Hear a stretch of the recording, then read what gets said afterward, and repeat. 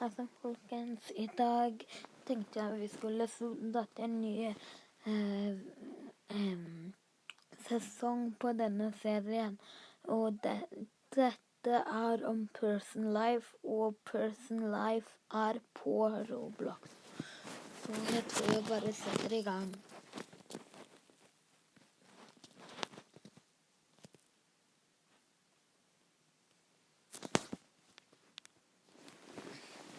Ja, nå har jeg funnet hva vi skal være. Og jeg tenkte i dag at jeg skulle være litt Person. Ok, Person sin oppgave er at de skal prøve å drepe politiet, og så skal de flykte for å få de får seg noe som heter keycard, og så kan de flykte med det. Hvis de dreper politiet, kan de enten få en pistol eller keycard. Keycard er best, for da kan vi rømme. Men akkurat nå spiller jeg på iPad. Kanskje noen gang kan jeg spille på PC, men ja, på PC kan vi rømme med 2 ting. Vi kan rømme med hammer, og vi kan rømme med keycard. Og det er veldig vanskelig å få keycard. Men ja, da setter vi bare i gang. Og så går det an å stjele våpen inne her. Ja, vi setter i gang. Nå skal jeg atte litt politi.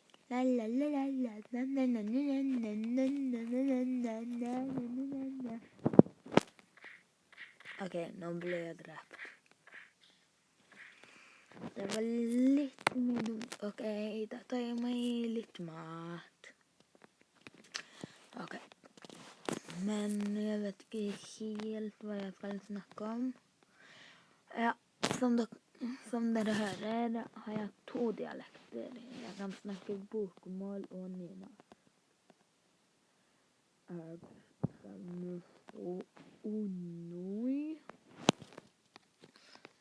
Mammaen min er fra Oslo, og faren min er fra Undheim, og jeg ble født i Stavanger sykehus. Ja, det er ikke så viktig å fortelle det, men sånn at dere vet hvorfor jeg snakker 2 dialekter. Og nå holder jeg på en pistol. Ok, klarer jeg det? Ja, men klarer jeg å komme meg ut igjen? Så. Ok, ja, det er bra.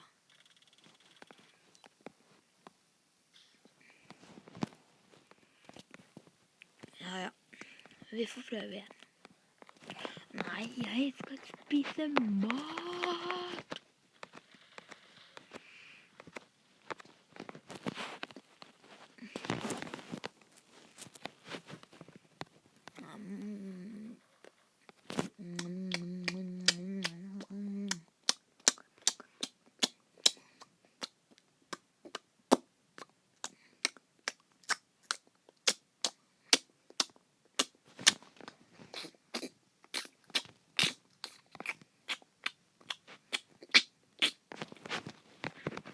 Nå er jeg ferdig også tygge og spiste mat. Nå skal jeg gå og så etter litt politi og prøve å stjele noen våpen og alt sånn.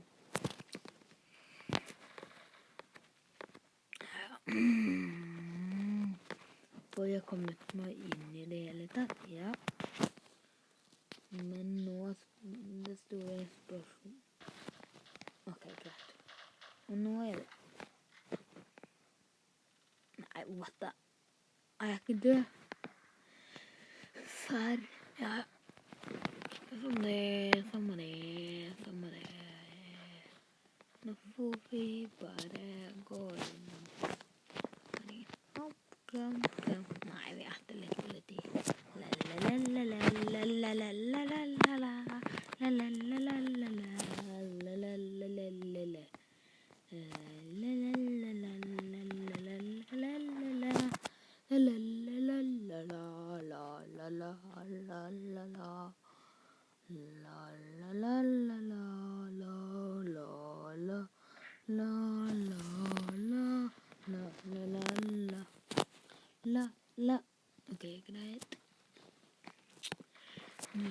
prøve å komme oss inn.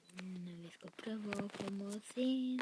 Vi skal prøve å komme oss inn igjen. Jeg er så nød. Ok, nå blir jeg arrestert igjen. Det er mye vanskeligere på iPad enn det ser ut til. Nei, kom. Ok, greit. Jeg må bare sjekke noe. Ok.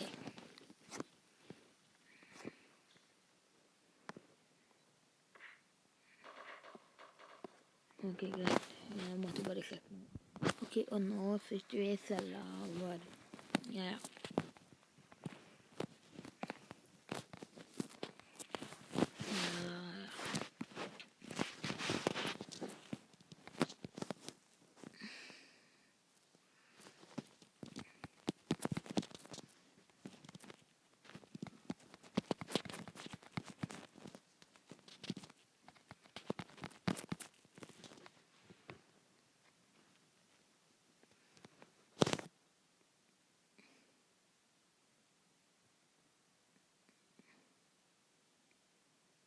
Oi, det er en hacker her. Seriøst? Hvorfor sier han at han er en hacker nå? Ja, han er dum, men han er ikke en hacker. Fy. Det var bra. Men som dere kanskje ser, Theo er ikke her. Så vi får bare fortsette. Vi får bare spille litt uten han. Og så blir det kanskje en Balloons-episode i dag også. Vet ikke helt. Men det blir i hvert fall denne episoden i dag. Det er helt sikkert. Ja.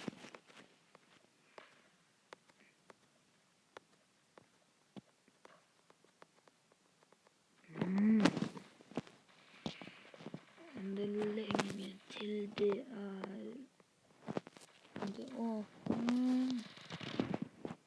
Er det nå? Ja!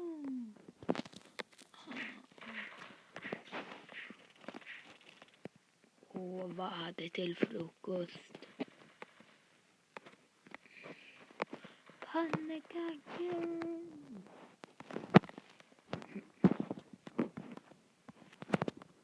Nei, de lurte oss. Det er bare ekle ting.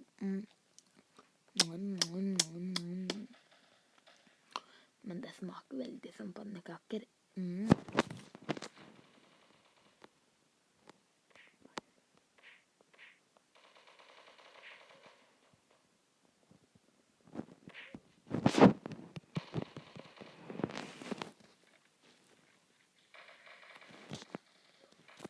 Jeg hadde nettopp en pistol. Og så den. Ok, nå er jeg sulten, så nå tar jeg meg litt mer mat.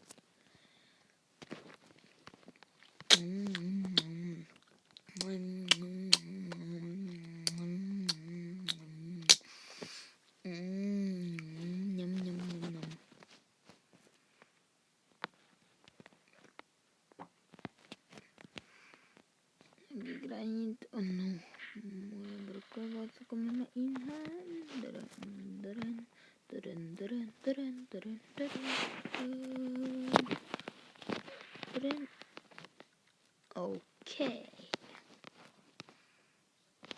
Ok, på ny.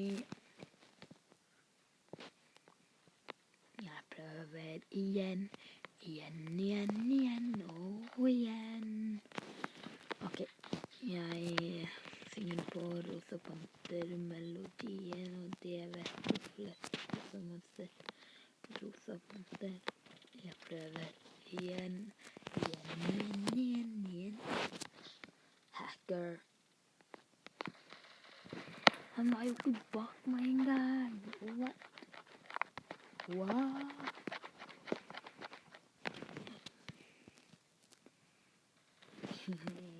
Jeg har morderkniv. Ok, nå har jeg en morderkniv. Jeg har en morderkniv. Ja. Jeg skal bare vise dere noe. Morderkniven spåner alltid her. Og så spåner det alltid en hammer borte der med de benkene. Med disse benkene har denne benken. Så er det en hammer under. På en måte under.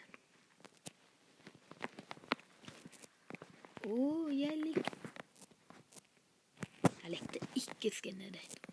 Jeg synes kanskje det var litt kult. Men det var litt teit også. Yeah!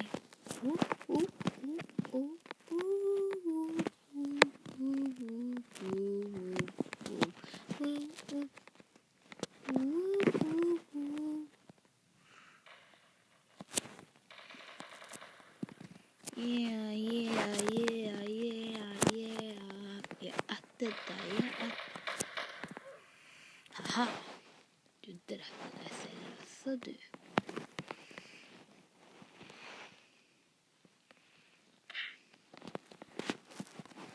Hallo.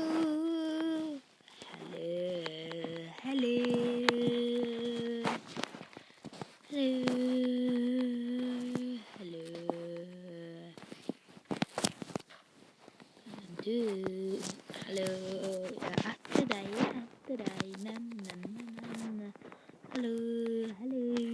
Hallo.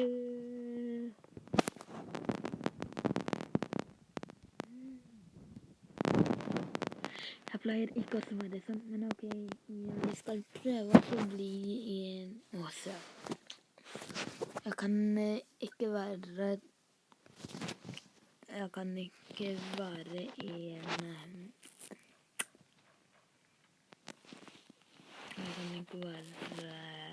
politi ennå. Dessverre.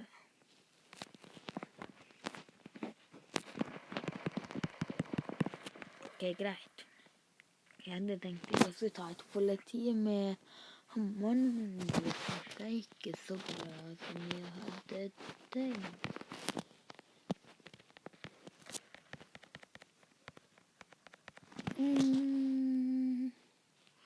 Droppa noen greier. Nei. Droppa ingenting.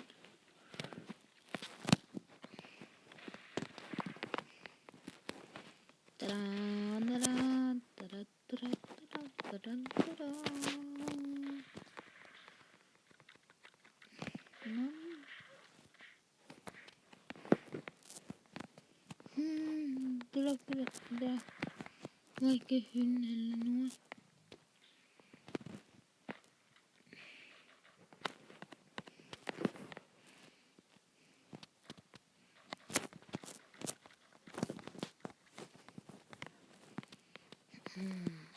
Jeg har kniv. Jeg er ikke redd for å...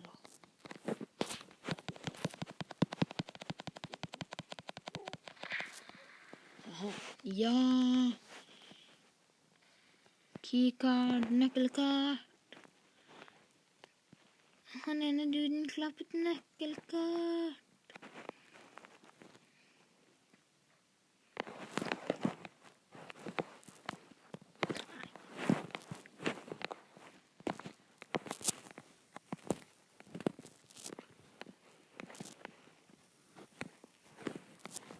Ja, seriøst. Den ene duden klappet nøkkelkart. Men jeg fikk det ikke av. Det var noen andre som tok det fra meg. Nei, det var i hvert fall han. Jeg har i hvert fall noe som heter han. Aha.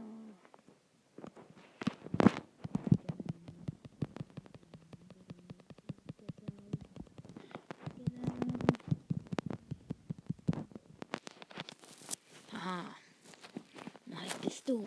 Nå har jeg pistol. Ok, greit.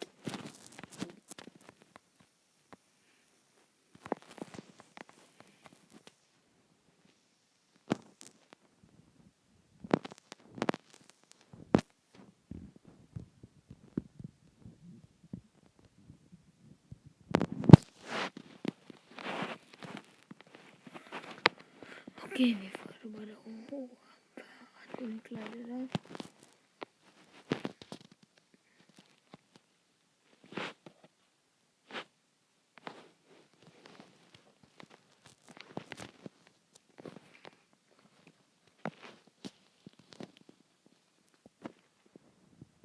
Nei, det er fortsatt ikke løst i dette. Jeg tenkte at enda ikke leder. Takk. Klarer vi å rømme?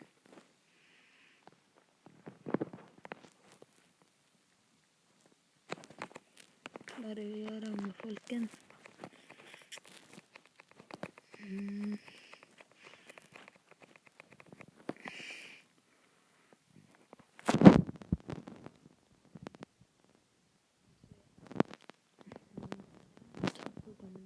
Noe sånn der you are no criminal. Da kan vi gjøre sånn, og så kan vi resette, og så spawner vi automatisk til 20-basen. Og i 20-basen er det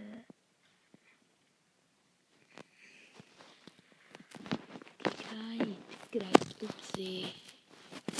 Det var ikke akkurat det riktige sted.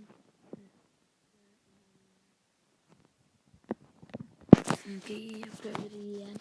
Det er et politi som er oppe der, og det politiet likte ikke jeg.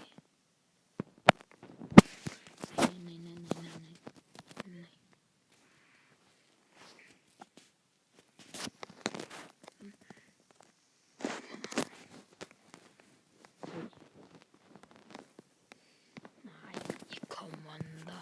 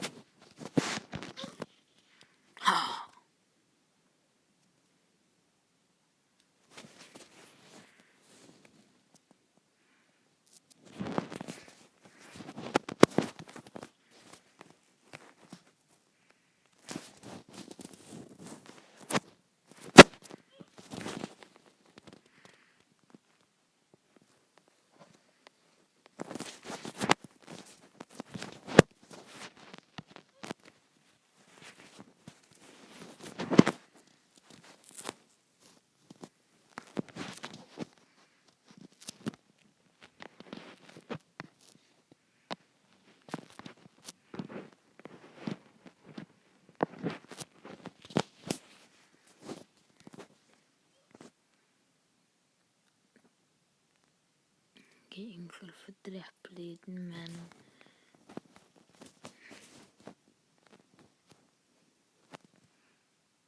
yes. Nei.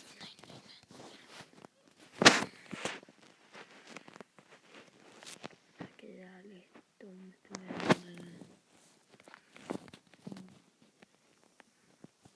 lyden,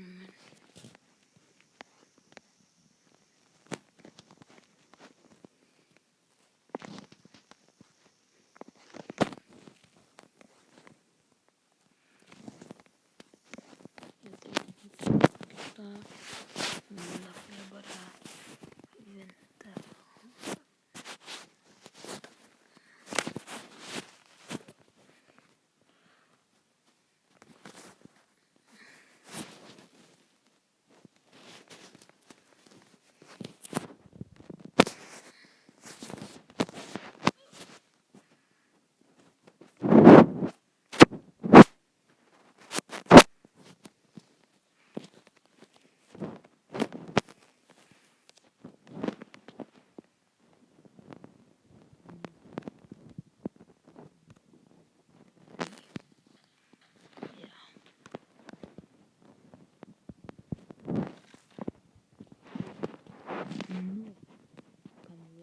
Nå kan jeg bare putte på med nei.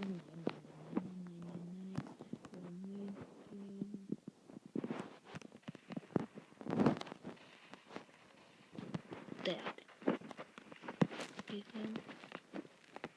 Sånn. come on. Stikk. Ja, nå har vi fått oss våpen, og nå skal vi stikke til, rettere sagt, politipassen, og så redde tyven. Gir det mening at vi har vært i tyvebasen, hentet våpen, og så kommer vi tilbake i politibasen, og så skal vi redde fanger? Gir det mening?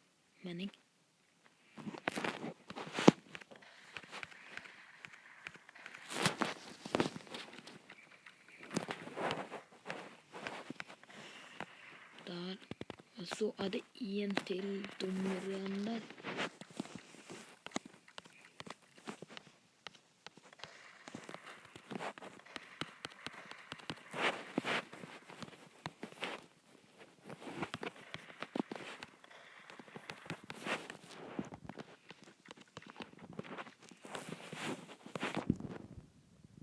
Ok, greit. Da stikker jeg.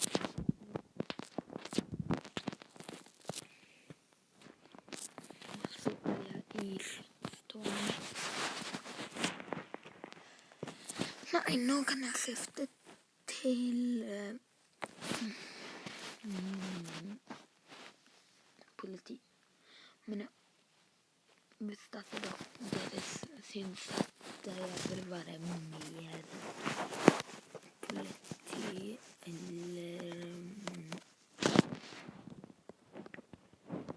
eller med tyv,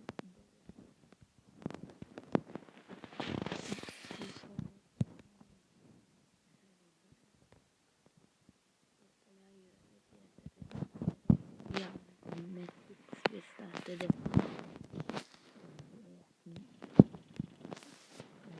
om noe som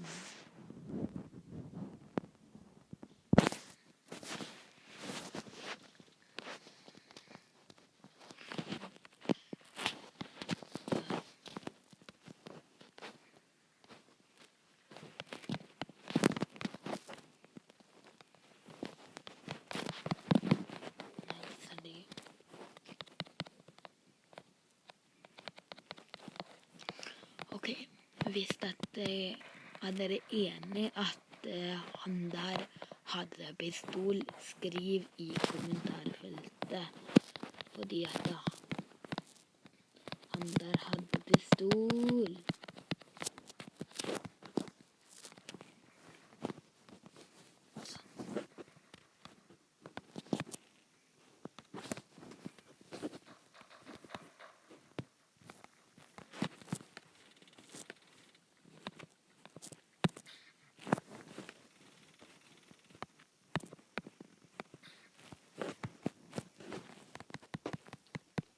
Han der har pistol, ok, greit.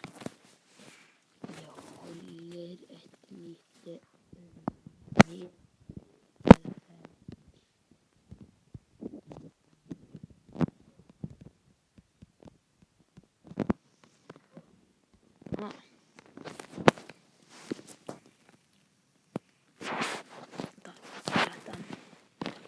Han hadde pistol.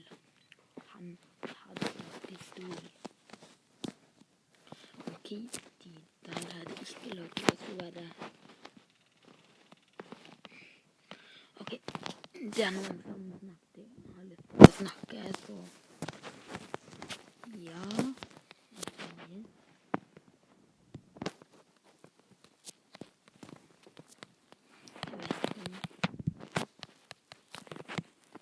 JES eller YE.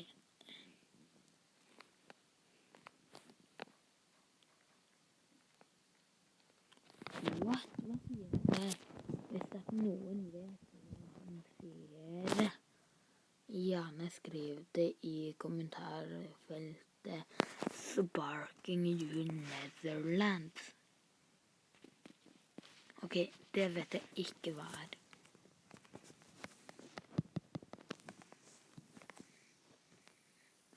Sparking you Dutch or Netherlands. Og så Nei. Sebjek.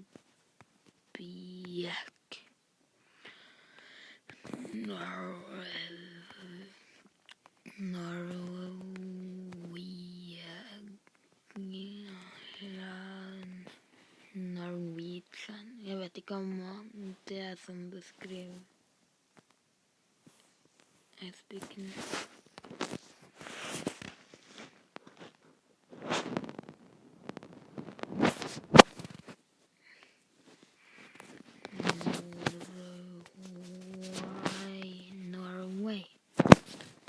Norway.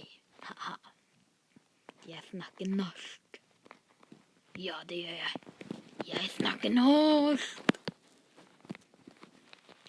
Og ingen andre kan si noe imot på det. Ok, greit. Jeg slipper deg inn. Og så arresterer jeg deg. Arrestering. Sånn.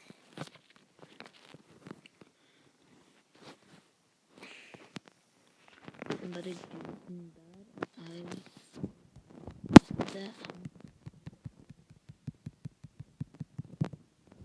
uten vilje, og da arresterer jeg igjen. Ok. Kom inn. Jeg arresterer dere. Hvis dere gidder så kom inn. Ha det bra.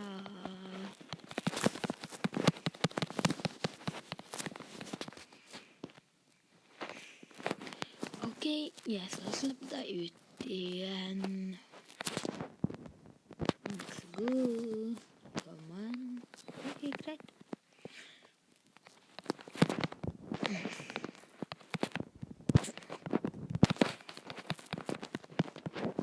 Jeg er best som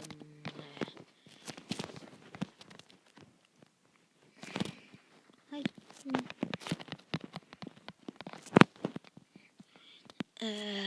Ok. Ok, greit. Han der er inni mitt.